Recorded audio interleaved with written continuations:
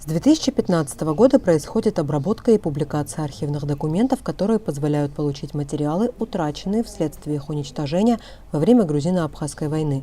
Историк, составитель сборника Аста Муртания отмечает, что в ходе работы был получен и осмыслен большой материал, создающий базу для дальнейшей исследовательской деятельности. Есть тут материалы, посвященные деятельности церковных диссидентов. Абхазия была местом, куда массово стекались представители разных ветвей расколовшейся тогда Российской Православной Церкви, порой конкурирующие друг с другом, находящиеся друг с другом в очень сложных отношениях. Из этих документов вы тоже сможете сделать выводы, потому что насколько это был сложный процесс и для общества, и для самих верующих. Вот. Здесь представлен будет список жителей тогдашней Абхазской ССР, которые были призваны в период Второй мировой войны с 1939 по 1945 год, списки погибших, раненых, попавших в плен. То есть, возможно, это первый сборник, где мы имеем полную картину относительно этого вопроса. Вот. И что еще хочется отметить? Дурипский сход 1931 года. Он связан, материалы тоже связаны с событиями периода колхозного строительства в Абхазии, массовых выступлений абхазского народа. Тот период, благодаря такой оперативному вмешательству и отношению руководства Абхазии удалось избежать того, что в отношении собравшихся, особо хочется подчеркнуть роль Нестора Аполлоновича Лакоба, который не допустил фактически массового применения силы против протестантов, которых собралось более 4000 человек. Представленные книги основаны на архивных материалах об Абхазии советского и досоветского периодов. В них рассмотрены болезненные для абхазцев, кавказцев, да и всего мира исторические периоды, считает представитель Совета Европы Анна Капелла. Именно по этой причине важно обеспечить семьям, населению Абхазии в целом доступом к информации, содержащаяся в документах того времени о фактах, которые не так широко известны. Конечно, мы все знаем или можем найти информацию о конфликте с 1939 по 1945 года.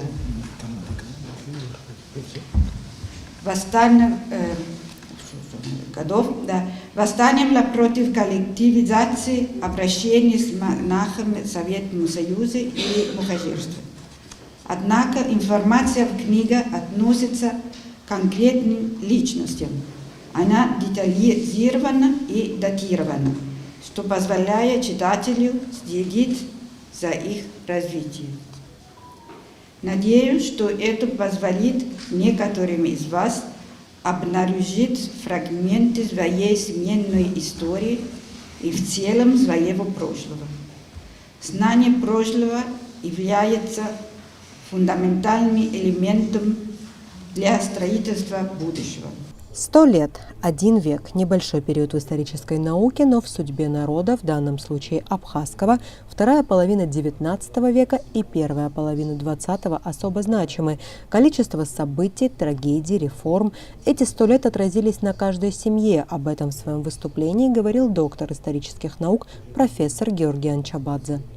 Первый массив документов – это владетель Абхазии мухаджирства 1967 года, 1867 года. Это Абхазия еще феодальная страна, феодальная Абхазия.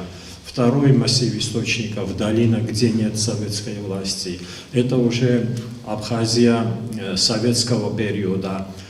То есть прошли мы период феодального периода и периода, когда Абхазия вошла в состав Российской империи, и потом, когда была установлена советская власть. И затем Дурипский сход 1931 года, и большой террор 1937-1938 годов, и Вторая мировая война, это уже советский период. То есть три огромных важных периода истории и таких судьбоносных, которые во многом определили наше сегодняшнее бытие. Это вот в этот столетний период, значит, архивных материалов они отражены. Как я вам сказал, да, как было отмечено. Для Совета Европы это важный и ценный проект, отметила представитель Альбина Овчаренко. Архивные документы в руках экспертов могут стать основой для новых исследований. Но важно не только изучение учеными, но и распространение среди всего населения Абхазии. Но также для нас очень важно, чтобы эти публикации они ушли в широкую публику и жили своей жизнью. И чтобы широкая публика, члены семей, люди, которые интересуются историей Абхазии, люди, которые интересуются историей региона в целом, также обращались к этим публикациям преподаватели и другие специалисты. И чтобы могли узнать не только общую историю, но чтобы могли также подумать о том, что даже если это не члены их семей, что за каждой строчкой в публикации преследования православной церкви, в большом терроре, Великой Отечественной войны, пропавших без вести, погибших, семьи, которые переселились в Османскую империю, что за каждой строчкой, за каждым именем стоит человек. Это большой вклад в источниковедение и историографию, считает историк Станислав Лакоба. Очень многие помнят, например, о Дурипском сходе, говорили как бы тайком всегда об этом. Документы, вот Эмил Арвелот Верасович всегда говорил, что я там просматривал, делал какие-то выписки, я помню, в Тбилиси он говорил, в Эмеле, Институт марксизма-ленинизма, вот, и показывал некоторые там записи, но в то же время говорил, что это невозможно опубликовать в наше время. А часть материалов была здесь, часть документов. И, конечно, очень хорошо то, что они увидели свет, эти материалы и документы, хотя мнения могут быть разные, конечно, но это история, никуда не денешься. И хотел сказать о том, что там прекрасные есть предисловия, вот, Гия Анчабадзе, очень хорошие статьи, обобщающего характера Астамура Тани, конечно, это надо отметить. Наука в советские годы была достаточно идеологизирована, отмечает Арда Иналыпа, а это значит, что многие архивные материалы просто не имели шанса быть широко озвученными. Презентуемые издания позволяют придать этому периоду в истории Абхазии объективную объемность, и это значимое событие для науки как отечественной, так и соседних государств. Подобная работа не могла бы быть вне диалога между учеными Абхазии и сотрудниками архивов Грузии. И, в общем-то, это диалог, который очень много, так сказать, вызывает нареканий и в грузинском обществе, и в абхазском обществе. И мы понимаем, что это было очень сложно и непросто.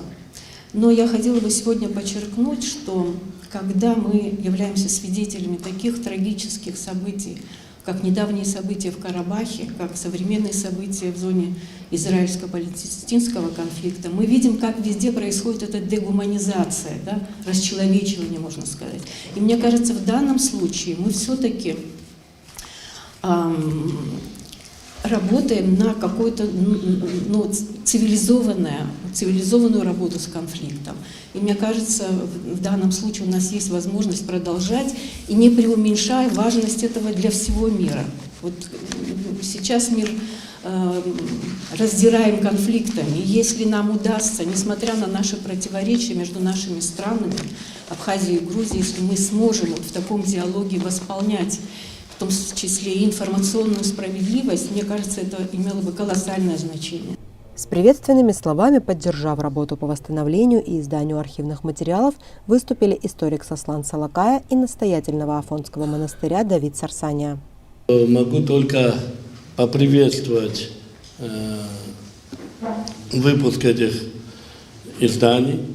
Кстати говоря, как ни странно, мне и Аслану Авизба пришлось писать в органы безопасности, что никакого ущерба безопасности Абхазии издание этих книг не приносит.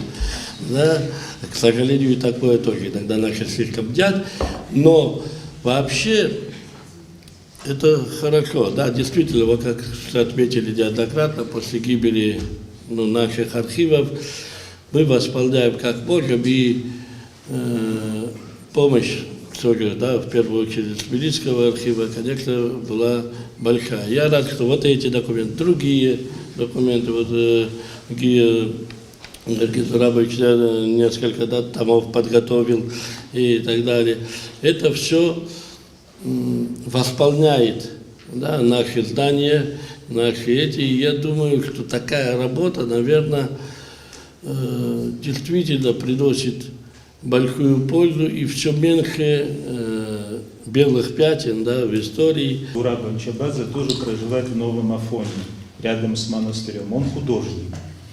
Он потомок аджандарского князя Нахарбия Анчабадзе Ачба. И часто разговаривая с ним вот, об его прошлом и так далее, он не мог сказать, в каком году, но в какой именно день и за что был убит его дедушка Нахарбий. И вот благодаря тому, что была издана эта книга о большом терроре, она у меня была скачана, значит, в электронном виде, я внимательно просматривал ее, изучая, и наконец я нашел вот историю Анчабадзе Нахарбия, год и день, месяц его расстрела. И вот поскольку наш Зураб, он прямо непосредственно при монастыре пишет картины, я подошел к нему как-то вот в тот день, когда я эту информацию обнаружил, и сказал: Зураб, у меня есть что-то для вас вот сообщить. И потом я сказал: вы знаете, вот издана книга, в которой указан документ, где написана дата, число, смерть, год смерти вашего деда, убийства вашего деда, расстрела. И когда он на меня смотрел, у него лицо изменилось и стало скорбным, потому что вот то, что такой большой период они не знали об этих событиях, его семья, вот в этот момент наконец-то как бы точка была поставлена. Вот доказательство того, что Нахарбия Анчабадзе Ачбов, значит, расстреляли в такой-то день. В настоящее время работа над архивами продолжается, готовится ряд новых изданий документов по вопросам истории Абхазии. Элеонора Гилаян, Сасрыку Агуха, Абаза ТВ.